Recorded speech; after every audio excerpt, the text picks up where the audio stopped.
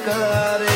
આહા વજને કોઈ ફેર ન પડે ખહોરિયા તો બજાર કરે આહા વજને કોઈ ફેર